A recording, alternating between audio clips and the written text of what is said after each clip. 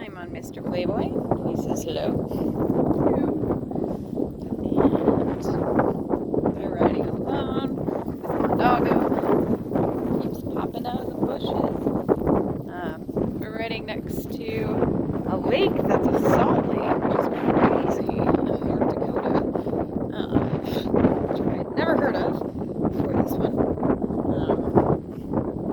Yeah, I was having a little bit of a stress day, so I just hopped on Playboy here, and he's starting to become a good buddy.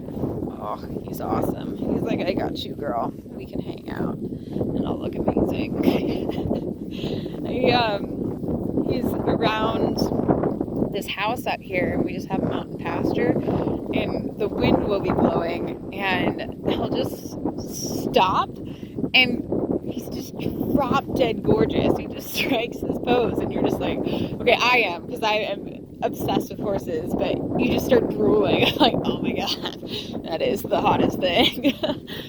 Good looking guy, aren't you, buddy? I know, but he's really filled out in this past couple months on our trip, and he's looking pretty studly. Goddess, I know.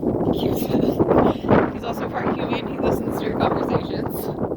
But yeah, it's just super easy, relaxing, enjoyable. Especially it's a good thing because this wind is perfect.